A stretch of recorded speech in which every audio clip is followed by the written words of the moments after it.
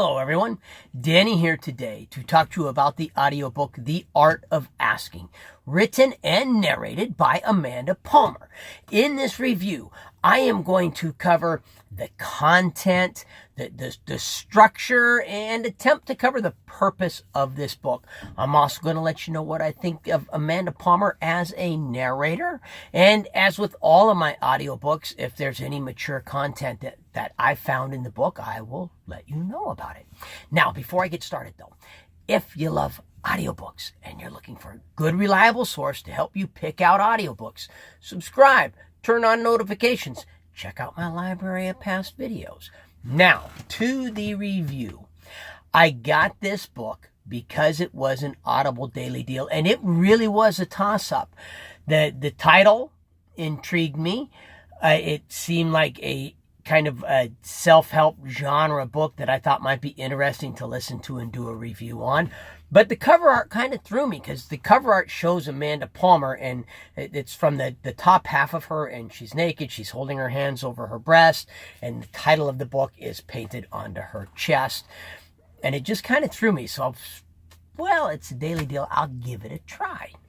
I'm really, really glad that I did. This book is part self-help book, part autobiography. It kind of runs a gamut of different topics and subjects, all dealing with Amanda Palmer and her life. Now, it pretty much starts off with her teenage years. You don't really learn anything about her childhood, and you don't learn a lot about her teenage years other than about her best friend. Other than that, it really starts off talking about her work as an artist, her work as a living statue, the 8-foot bride, which doesn't sound like that would make a very interesting topic, someone talking about being a living statue. It is absolutely fascinating. It completely and totally changed my understanding and the way I view street musicians and street artists and living statues.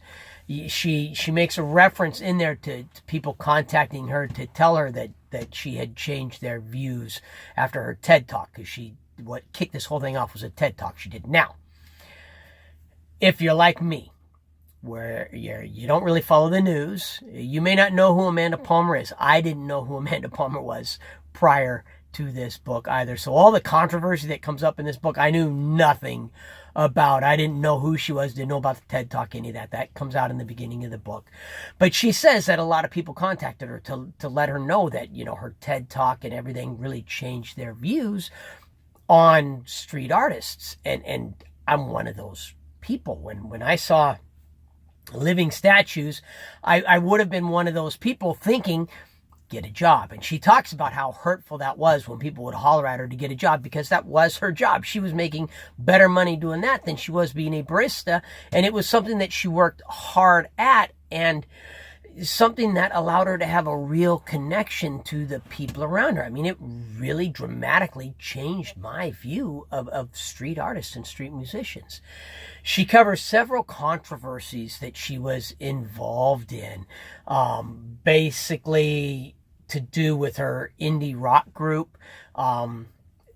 There's controversy about volunteers who volunteered, and quite honestly, some of the controversy, I'm sitting here listening to her describe and thinking, did that really become controversy? You invited other musicians to come up on stage and join you, and you didn't pay them. So what? It was an opportunity for them to come up on stage, and she brings out a really good point that, if she'd have said, hey, you can pay us and we'll let you play on stage as part of her Kickstarter program, then she doubts anyone would have had a problem with it. And I doubt anyone would have had a problem with it too, because what you've got is you've just got a lot of people out there who just love to nitpick and create problems where there are no problems whatsoever. This book has a very intimate feel to it. Amanda Palmer does an excellent excellent job as a narrator. She has a kind of quiet, intimate delivery that goes with the book. It has this feel to it, like you're sitting in a coffee shop or around a campfire, and it's just a small group of you listening to Amanda, and you can even picture people asking her questions and responding, because the book has a very unstructured feel to it. And while it follows the basic structure of her life from her teenage years up to where she is now, her marriage to Neil Gaiman, it starts off with her talk about her being the 8-foot bride, then into her band and the different stages. It will bounce around a little bit. So it is less of a feel like you're listening to a book and more of the feel that you're listening to Amanda talk. She does talk, the title is not deceiving. She does talk about the art of asking, and not just the art of asking graciously and asking without begging, but the art of trusting and the art of receiving. One of the problems I have with autobiographies, when the autobiographer attempts to be transparent and attempts, what's the word I'm looking for here? Attempts to be vulnerable. Oftentimes that's the way it feels. You feel like the autobiographer is attempting something that is unnatural to them, attempting something that they're actually not comfortable with. That's not the way this feels in this book. There are several very intimate, vulnerable stories in there where Amanda really just shares who she is with you, and it does not feel unnatural. It feels like this is actually who Amanda is and who she wants to be. I like a description she gives of herself. She describes herself as someone whose craving for intimacy is only exceeded by her fear of commitment. Her marriage to Neil Gaiman is quite an interesting arrangement, quite honestly.